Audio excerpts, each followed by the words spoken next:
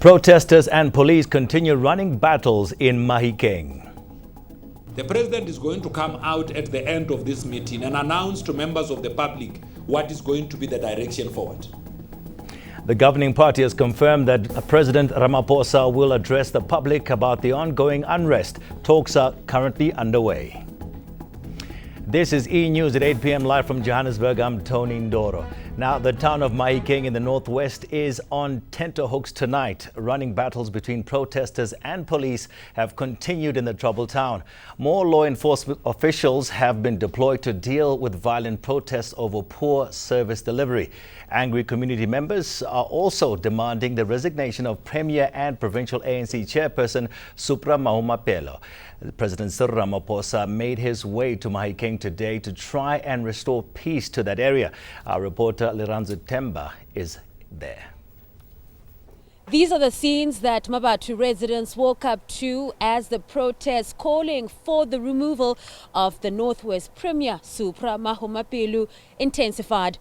Protesters went on a rampage, targeting some department buildings, as well as burning down buses and cars. People in Mahikeng are not normally this violent. It means then something politically is not correct. People have been pushed. This popular cultural center was not spared. It was at the receiving end of the protesters' anger, who went on a rampage. Running battles between protesters and police went on right through the night. People have spoken. They have spoken against corruption. They have spoken against non-service delivery. They have spoken about poor leadership that is displayed by the current fifth regime under Supra Mahumapelo. And people are simply saying, remove this person. Local tuck shops were not spared as the protests turned violent and criminal. We want decent houses. We want our roads to be fixed. We want our lights to be fixed. That is what we want. Whoever is in power should listen to our demands. Definitely things are not normal. In the city center, moving around, you find that things are beginning to cool off, but they are moving to the outskirts now. There are new fires, there are new burning, but yesterday or the day before yesterday, there was almost a disaster because they wanted to burn the whole mall. But I have spoken to those people. I have urged them not to do that, to respect the property and all. Looks like people are listening, but they are sending the message to the president to take a decisive kind of decision. While the running battles between protesters and the police continue, time will tell if Mahumapelo will heed the calls for him to step down, and will the president's intervention here bring about any change? Liranzo Temba, Mahikeng in the northwest. Now, residents of Cape Town's Khayelitsha township also took to the streets today. Those living in Site B say they've been forgotten after the city of Cape Town promised them houses. Fed-up residents say they've been on a housing list for years while living in dangerous conditions. Tim Tongana reports. Protest. A lack of housing is the reason behind this recent flare-up in Khayelitsha. Side B residents say they've been on the city's housing project list for several years. Since 2012, still in the agreement in the city of Cape Town. Then by the end of the stages, we have to land the stage from 1 to 10 stages. Siyenzile londo yonke. So benza bazokonyula inansika I project steering committee. Yenzeka bazokwenza survey bayenza. Ebelapho uNtsotho was promise apho ukuthi akhona amabala banawo but kulondo leyo ngoku siboni kukhona nikusesixelelayo basiyanda unithina. Residents say their living conditions inside the informal settlement are deteriorating. Eyona nto ebangela abantu batoyitoye apha kuhlalwe ematyotyombeni. Matyotyombe lawo anethayo. Matyotyombe lawo amkanomoya. Ukubona yabona ngoxa kukho imoya ilento eza imvula abantu balapha bayadada emanzini. City councillors Brett Heron and Andan Tsodo are expected to meet with community leaders. Residents say if there isn't a positive outcome in the meeting, they'll intensify their protest action. Tim Tongana, Cape Town.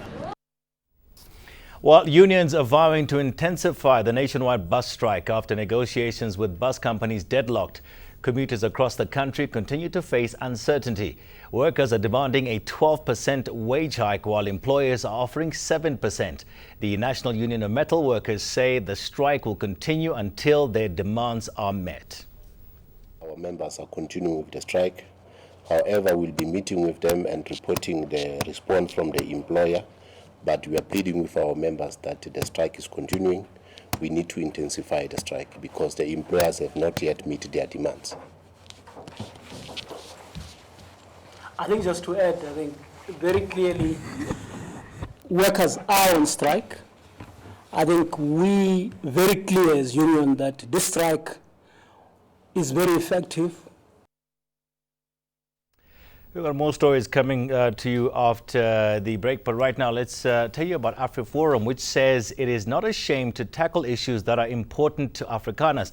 The lobby group says everybody needs a voice in a democracy. AfriForum's decision to pursue the private prosecution of Julius Malema for his alleged role in tender corruption in Limpopo has sparked discussion.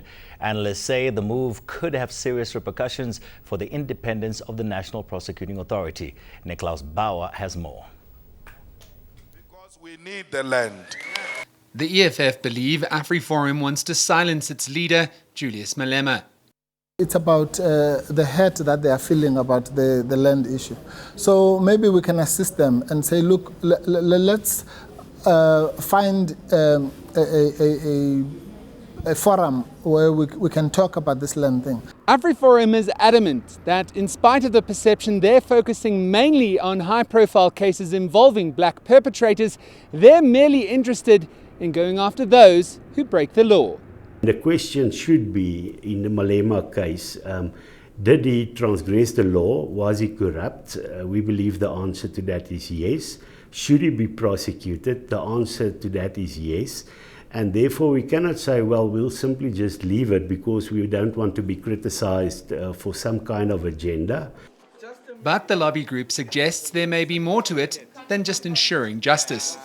You can look in local communities where we work. You know, if we fix a pothole, we're not saying only people that support AfriForum can drive over this. Everybody can. And we're not ashamed of the fact that we take on issues that are of importance to Afrikaners. In a democracy, everybody needs a voice.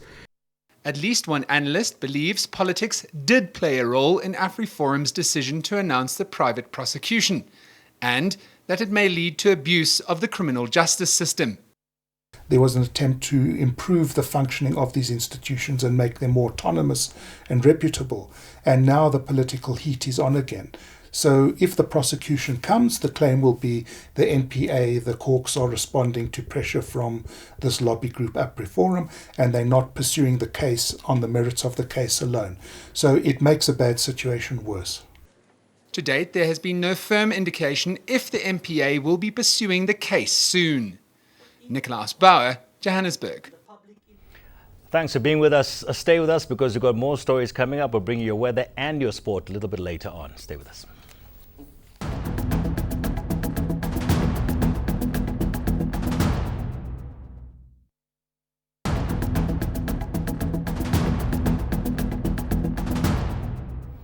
Well, let's take you back to the northwest where ANC officials are still locked in a meeting in Mahikeng.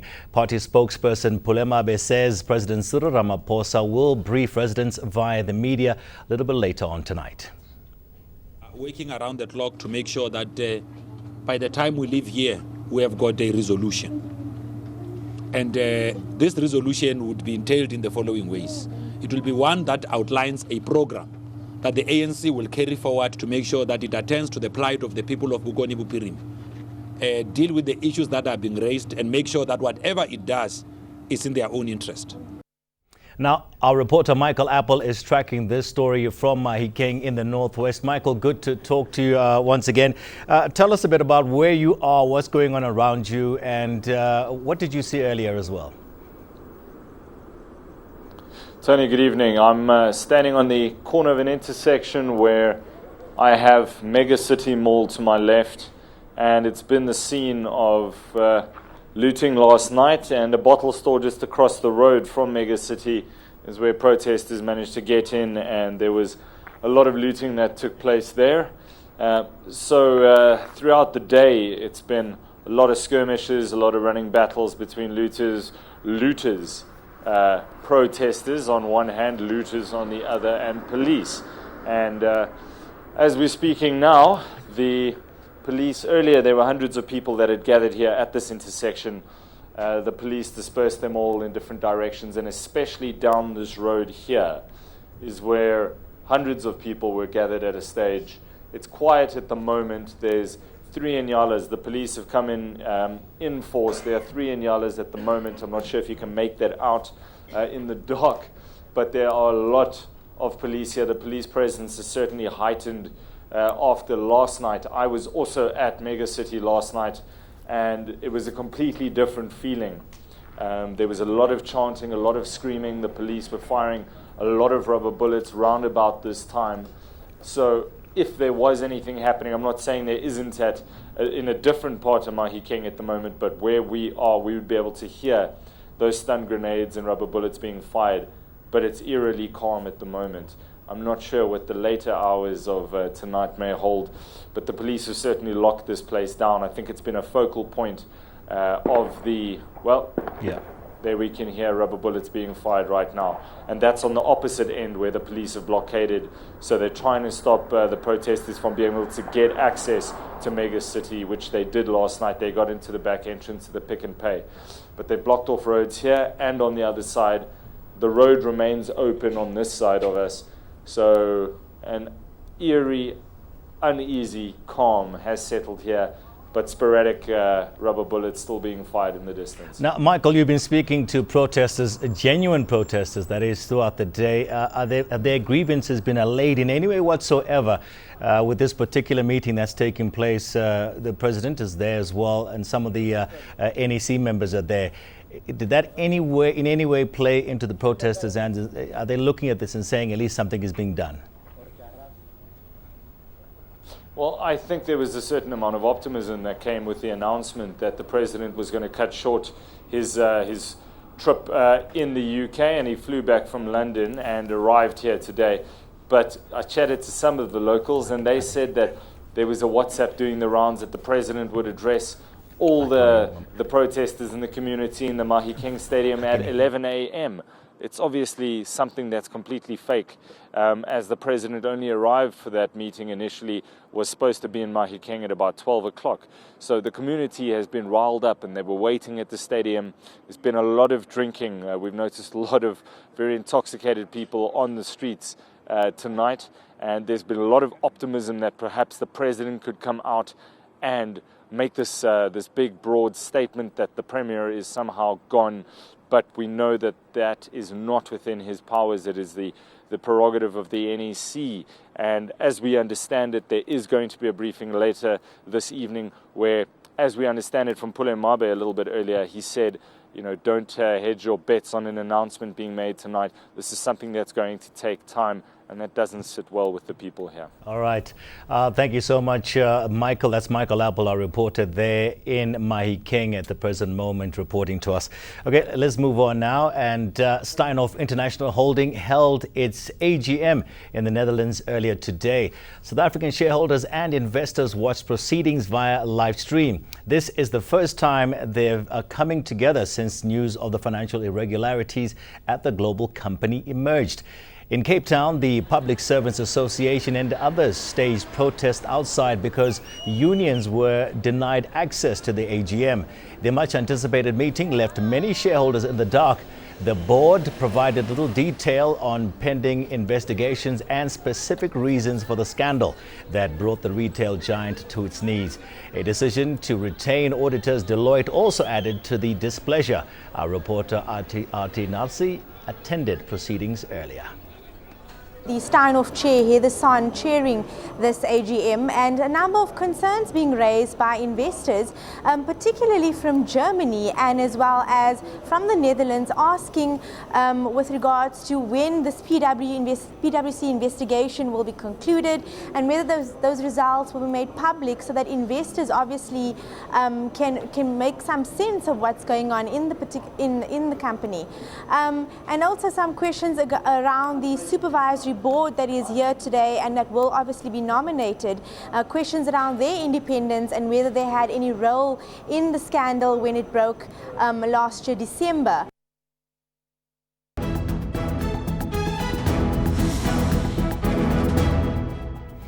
Right, here's a recap of your main stories this evening. Protesters and police continue running battles in Mahikeng. The president is going to come out at the end of this meeting and announce to members of the public what is going to be the direction forward.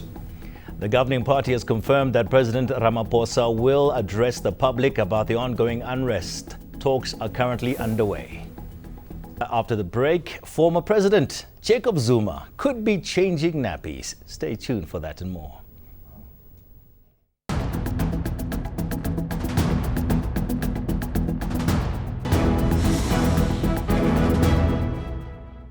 Welcome to the Weather Center. The weather was pretty quiet throughout Friday across much of South Africa, with cloud-free skies dominating the weather in most areas. However, we had some cloud creeping into the southeastern sections and some storm clouds developing over the northeastern parts. Now, we start off Saturday with light rain and drizzle along the Eastern Cape and KwaZulu-Natal coastal areas and over the adjacent interior.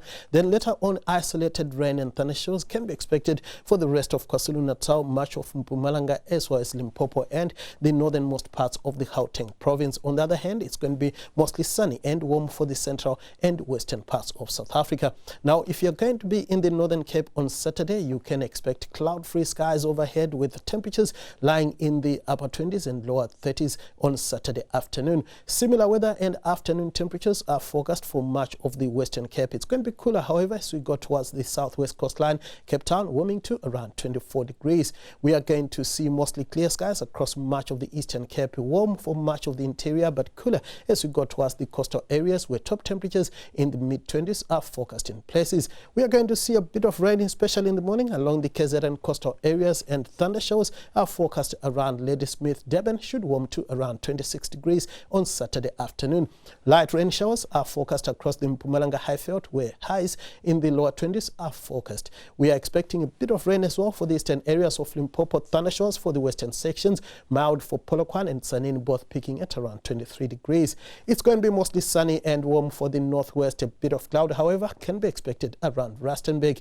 Mostly clear skies are also forecast for the Free State, rather chilly in the morning with minimums way below 10 degrees in most areas. We are going to see partly cloudy skies in Gauteng with a bit of rain possible around Pretoria, where a high of 25 is forecast on Saturday afternoon. Now, on Sunday, we are going to see clear skies across much of South Africa, light rain from Mbombela and thunder showers around Polokwane. Rainy weather is forecast on Monday around Cape Town. It's going to be sunny and warm to hot for the rest of South Africa.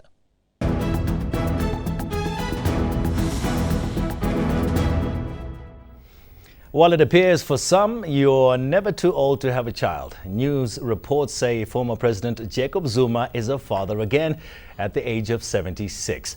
A woman in her 20s identified as Nonkanyesonqonqo says she will be Zuma's 7th bride. It's reported she gave birth to a baby boy at a KwaZulu-Natal hospital on the 12th of April. The news comes as Zuma is facing a slew of legal woes. Twitter users have been quick to react to the news. We take a look at some of those tweets now. Tuso says, when you hear that Jacob Zuma, 76, is a father again, and you're 32 and visiting men's clinic twice. And Funky says, Jacob Zuma is marrying a girl of your dreams, and when you are busy here tweeting about J. Cole and Kanye West. Has apparently confirmed the news of her courtship with Zuma, but refused to speak about the child.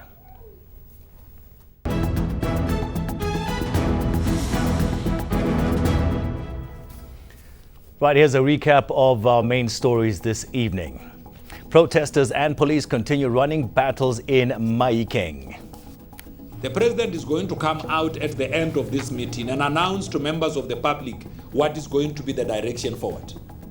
The governing party has confirmed that President Ramaphosa will address the public about the ongoing unrest. Talks are currently underway.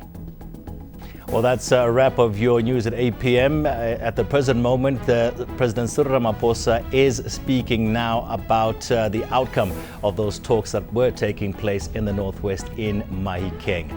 Until next time, have a fantastic evening. Good night.